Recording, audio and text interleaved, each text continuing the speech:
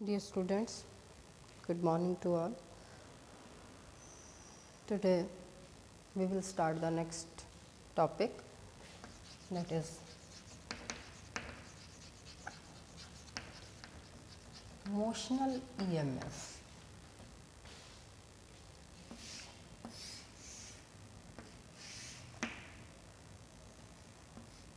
ये magnetic field है,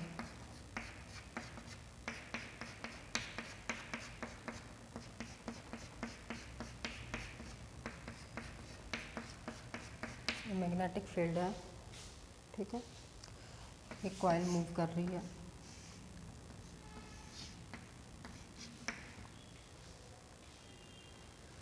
ठीक। इससे v वेलोसिटी के साथ कॉइल मूव करेगी, ठीक है। दिस वन, ये वाली, इसको कर लो चाहे v वेलोसिटी के साथ। ये इसकी लेंथ है, ये इसकी ब्रेड्थ है, ठीक है। सो मोशनल ईएमएफ क्या है? The EMF produced due to motion of coil, coil के मोशन के कारण inside the magnetic field. Coil अंदर मूव कर रही है, कॉइल बाहर जा रही है, ठीक है। मैग्नेटिक फील्ड के अंदर आ रही है, मैग्नेटिक फील्ड से बाहर जा रही है, तो उसको हम क्या बोलते हैं? Motional EMF. वो ईएमएफ जो प्रोड्यूस होता है, ठीक है। The EMF due to motion of coil inside the magnetic field is called motional EMF. EMF का फार्मूला क्या है? D phi by D T, also phi is equal to B into A, ठीक है। B ए होता है, समझ आपको पता ही है सबको। So this become E become D by D T of B A, so this is equal to D by D T of B into L X area, area is length into breadth, ठीक है, L into X. So this become, ठीक है, समझ लगी कि नहीं? This become B L into D X by D T. What is rate of change of displacement with respect to time? That is velocity. So E is equal to BLB. This is the motional EMF. What is this? The EMF due to motion of coil inside the magnetic field is called motional EMF. ठीक है, EMF due to motion of coil, ठीक है। ये magnetic field है, north to south, ये magnetic lines of force मैंने show की हैं, ठीक है। Inside the magnetic field motion of coil के कारण, ठीक है, मैग्नेटिक फील्ड के अंदर कॉइल मूव करती है, उसके कारण जो ईएमएफ प्रोड्यूस होगी उसको हम क्या बोलेंगे? मोशनल ईएमएफ, ठीक है। The next is the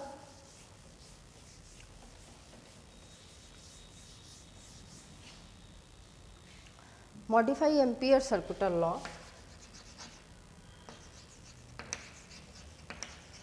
modified ampere circular law, modified form of Ampere circular law. We know Ampere circular law क्या है? किया था, line integral of magnetic field over a closed loop is equal to V naught times the current flowing through the conductor. Here I क्या है? This is equal to conventional current plus displacement current ID, ठीक है। So this Ampere circular law become B dot dl is equal to mu naught IC plus ID. Without wire जो current होंदा circuit they which, that is called displacement. With wire जो current होता है उसको हम क्या बोलते हैं?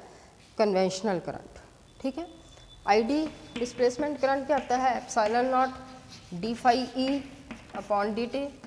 सो from here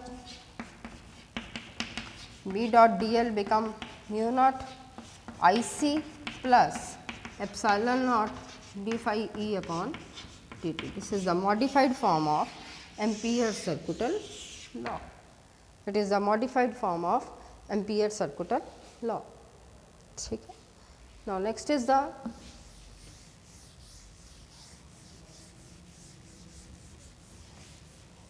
next topic is Maxwell's equations. Maxwell की इक्वेशंस हैं बच्चे, 4 मैक्सवेल्स इक्वेशंस हैं। ठीक है, 4 इक्वेशंस हैं मैक्सवेल्स की, ठीक है। किस फैक्टर्स पे डिपेंड करती हैं मैक्सवेल इक्वेशंस कि changing electric field producing changing magnetic field and vice versa. Changing और वेरिंग इलेक्ट्रिक फील्ड जो है वो प्रोड्यूस करता है चेंजिंग और varying magnetic field and vice versa. First है गॉस लॉ इन इलेक्ट्रोस्टैटिक, पहली मैक्सवेल की equation Gauss law in electrostatics,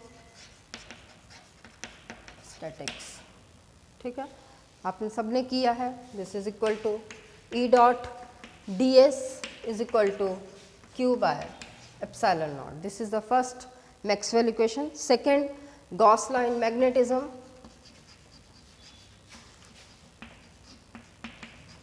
Gauss law in magnetism,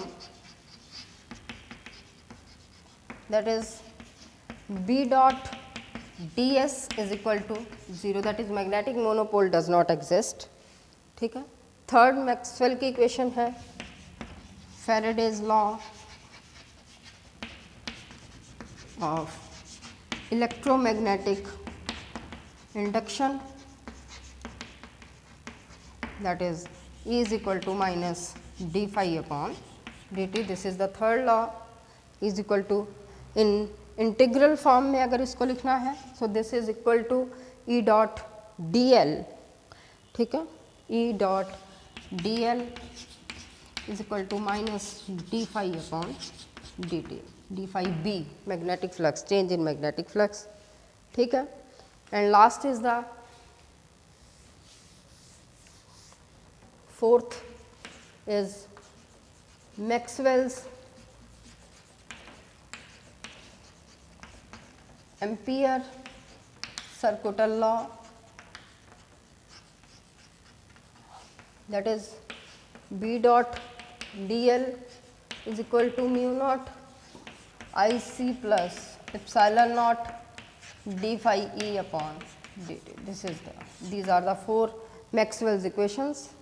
Gauss law in electrostatics, B dot ds is equal to q by epsilon naught। बच्चे इसकी detail आप BSc first year में करोगे, ठीक है। यहाँ पे सिंपल टचिंग है कि आपको पता होना चाहिए कि मैक्सवेल की इक्वेशंस कौन कौन सी हैं। Second Gauss law in magnetism, that is magnetic monopole does not exist. Third Faraday law of electromagnetic induction and fourth is the modified form of Ampere circuital law और मैक्सवेल्स एम्पियर सर्कुटल लॉ।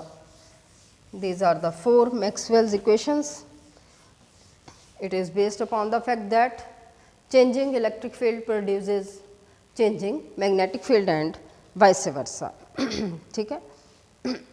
और इसकी importance क्या है Maxwell equation की कि time varying magnetic field produces space varying electric field.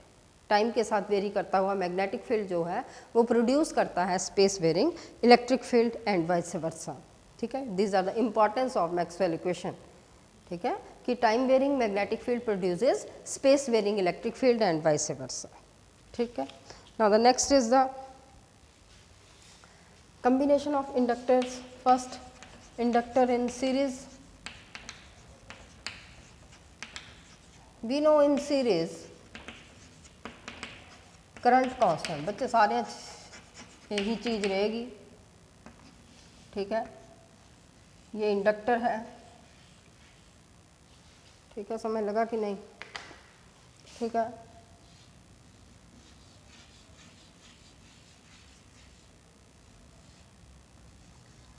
दो inductors हैं A B, एक की ईएमएफ E1 है, एक की ईएमएफ E2 है। करंट क्या है? कांस्टेंट। करंट कांस्टेंट है सिंस टोटल वोल्टेज बिकम दो इंडक्टर्स की E1 by E1 plus E2, but we know that E is equal to L di by dt, ठीक है। E1 क्या आ जाएगा, माइनस का साइन डालना तो डाल दो। E1 क्या आ जाएगा, minus L di1 by dt। E2 क्या आ जाएगा, minus L di2 upon dt। Put करेंगे, ठीक है। So this become di by dt is equal to di1 by dt plus di2/dt, ठीक है। L की जगह पे L1, this is L2, L di/dt is equal to L1, this is L2, minus का sign क्या हो जाएगा, कैंसिल सारे में, so this become L is equal to L1 plus L2, di/dt सब में कॉमन आ जाएगा बच्चे, ठीक है। इंडक्टर्स, फर्स्ट इंडक्टर के लिए करंट I कांस्टेंट है, सो I1 I2 आएगा, करंट क्या आएगा, सिंपल I, क्योंकि करंट कांस्टेंट है, ठीक है। First inductor L1, second inductor L2, so this become di/dt सब में कॉमन है, cancel out, so L is equal to L1 plus L2, this is when the inductors are in series, then it is the direct sum of individual inductors. Total inductance in an inductor is in series is the combination of sum of all the inductors connected in series, ठीक है। अब same चीज है, inductors parallel में हों,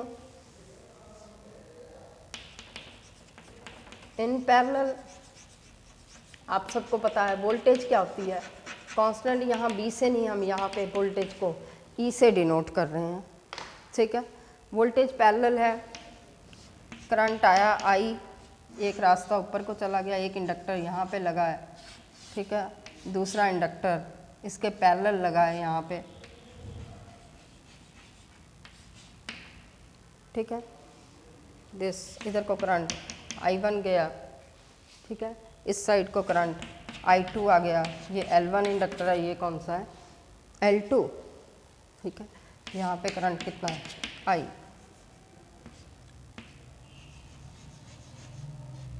L1 L2 दो inductors हैं, current divide हो गया, 100 एम्पियर का करंट आया, ऊपर 50 का चला गया, नीचे भी कितना चला गया, 50 या इधर 40 चला गया, इधर कितना चला गया, 60। सो इन when inductors are in parallel, then voltage is constant, then the total current become I is equal to I1 plus I2, ठीक है। taking derivative on both sides, di/dt di1/dt plus di2/dt, ठीक है। so this become E is equal to L d/dt, so this become E upon minus L is equal to E upon minus L1 plus E upon minus L2 cancel, so 1 by L is equal to 1 upon L1 plus 1 upon L2. So total inductance in combination of capacitor is equal to reciprocal sum of the individual inductance in inductors, ठीक है।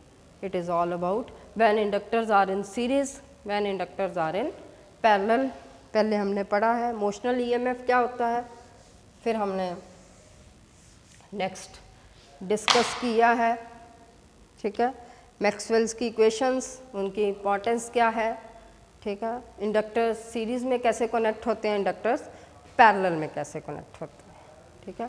It's all about your first chapter, इसमें एक रहा है energy stored in an inductor, वो मैं कल कराऊंगी। Thank you very much.